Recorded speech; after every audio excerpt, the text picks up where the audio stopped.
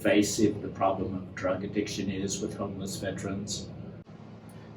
I think that it's pervasive enough that the majority of the veterans coming through our doors are experiencing some sort of substance abuse history, either current struggles with it or a recent history that they're trying to maintain their recovery in. Most of the veterans that come through our doors struggling with addiction, all of them, have been in multiple treatment centers, either prior to or shortly prior to coming to the journey home. All of them have been rejected multiple times from treatment centers. All of them have refused to go to treatment centers or rejected those services as well. So I think that the addiction issue is a very prominent and pervasive issue. But more importantly, though, and I know, Bill, that you didn't ask this question, is the connection of the addiction to the post-traumatic stress disorder symptoms that our veterans experience. You put those two issues together, post-traumatic stress disorder and those symptoms and those behaviors that's related to combat, and the moral juxtaposition or struggles that many of our veterans have to face from returning from combat experiences with the addiction struggle, that becomes very toxic and very dynamic in nature. So for our veterans that are struggling with addiction, it's not as simple as just an addiction. They're also struggling with some mental health issues of PTSD, depression, anxiety,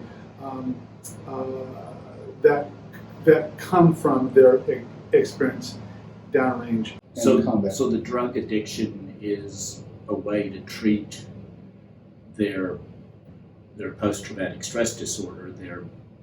They're being haunted by memories and experiences, and if you take away the drug addiction, you still have the underlying cause of abject fear and an inability to deal with what they're holding inside their mind, I would imagine.